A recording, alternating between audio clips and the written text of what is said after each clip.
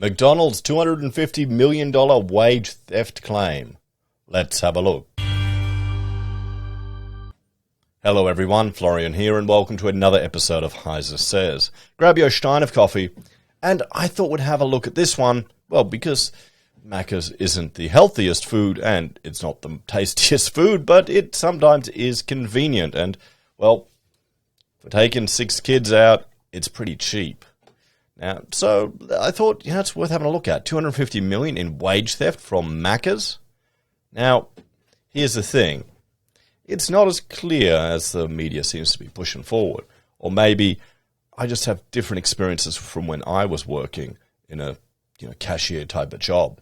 So, McDonald's has been hit with a mammoth wage theft case over allegations more than 250,000 current and former workers were denied rest breaks. Okay, so McDonald's has been hit.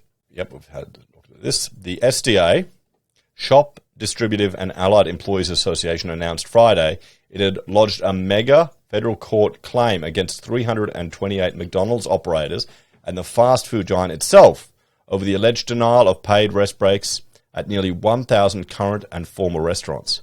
Now, I was a member of the SDA. When I first got a job, a service cashier at Woolies, I was forced to join the union. That was a closed shop. I didn't want to join the union. I didn't agree with a lot of the union's ideas, but I was forced to join. I actually went. I went to the course that they provide to become a shop steward, where you have to, be trained up in union ideology, and so you can represent the workers or the unionists in your shop. And I remember they'd go through these scenarios, like such and such was fired because they ate some food and didn't pay for it, and they said they were going to pay for it later. And I said, well, that's stupid. You go out the back, get your wallet, and you pay for it. You don't steal from the business. Why is there any question about that? Of course you can get fired for that. So do you think I became a shop steward, guys? So yeah, no. Logic and personal responsibility, even back then, was something the unions didn't care about. But anyway, the union, which has some 15 existing federal court claims against McDonald's and its franchisees, said it was seeking $250 million in compensation plus penalties in one of the biggest wage theft claims of its kind in the country's history, capturing more than 1.8% of working Australians. I mean, let's have a look at why they're making this claim.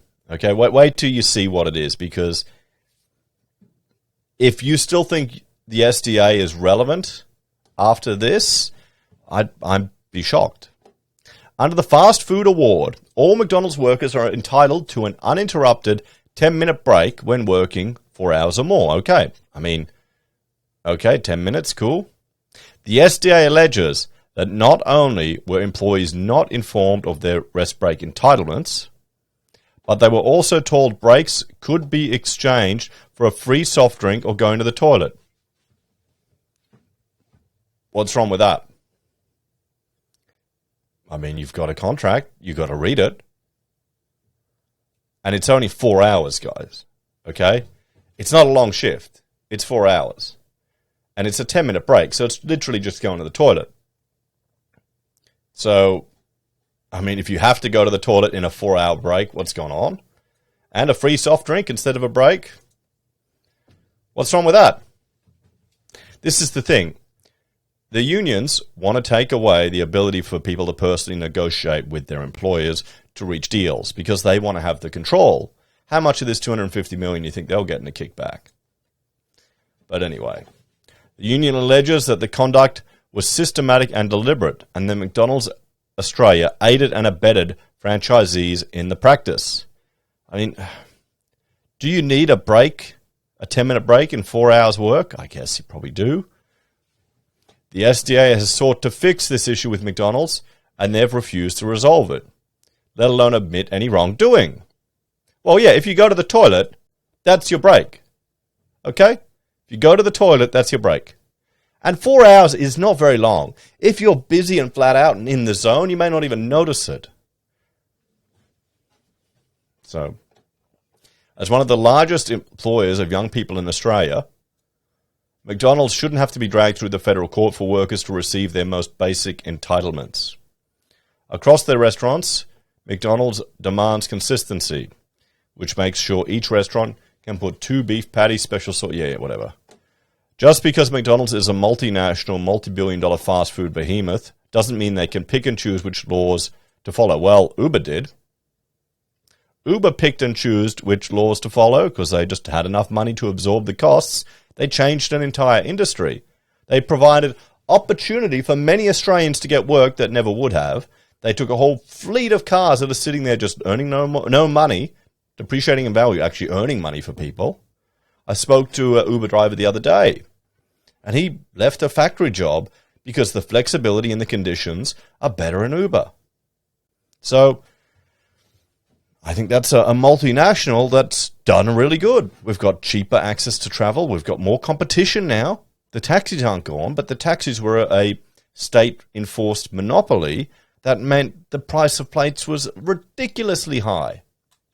And it's still an option there. Rachel won't take an Uber. She'll never take an Uber alone. She'll always take the taxis because she feels safer with the equipment in there. I won't drive as an Uber anymore. I did it for a while. It was great over the Christmas holidays. But I want the cameras there for my safety. As a middle-aged man there driving Uber, the girls in the back doing drugs, when I asked them not to, they could say whatever they wanted. So that kind of ruined it for me. But, I mean, the point is, I'm going off on tangents again, but the point is you've got a multinational that's coming and bringing innovation. Anyway, the federal court claims are not just about compensation and penalising McDonald's. It's about sending a clear message that this systematic exploitation of young workers will not be tolerated. 4 hours. If you go to the toilet, that's your break. Is that exploitation? Or if you don't take your break, you get a free drink. Is that exploitation? 4 hours, guys. We won't stop calling out these exploitative behaviours until McDonald's clears up their act and compensates workers. The SDA is seeking thousands of dollars in compensation for workers who did not receive their legal break entitlements and is asking the court to penalise 400 employers who have operated McDonald's sites in the past 6 years. The union says the $250 million figure is a conservative estimate. So do you think any of these people now who've worked at McDonald's in the last 6 years, any of them have been damaged by this? Or is this the union trying to remain relevant? McDonald's has more than 970 restaurants in Australia and employs more than 100,000 people. The SDA's existing federal court actions are against McDonald's Australia and 14 franchisees spanning 196 sites.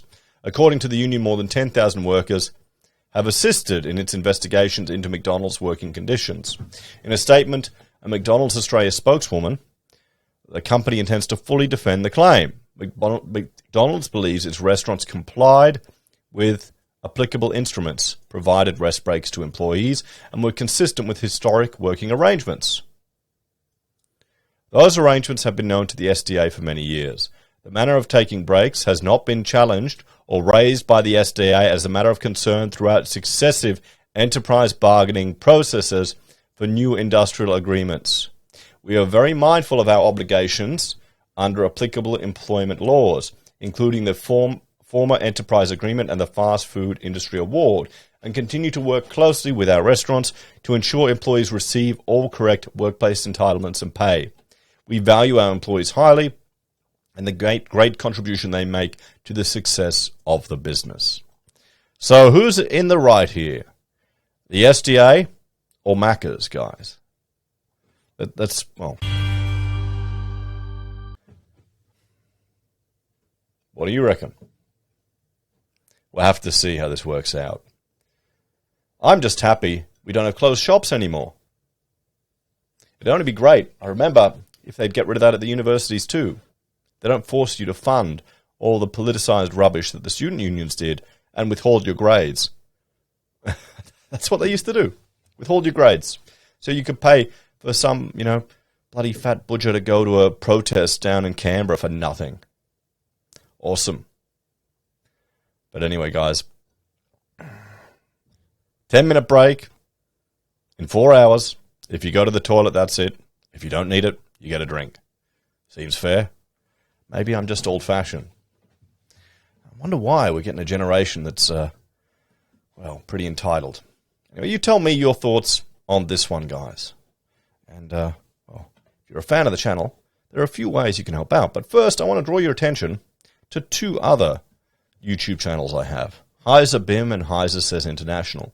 HeiseBim is my, well, tutorial channel, where I look at building information modeling, Excel, mining Ethereum, to a lot of point cloud stuff.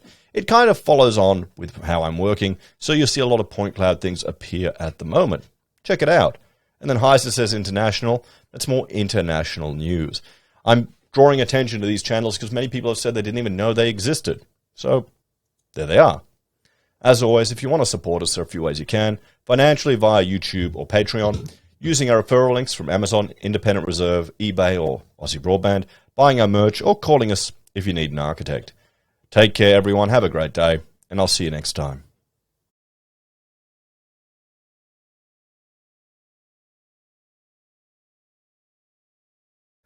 I still remember that that shop.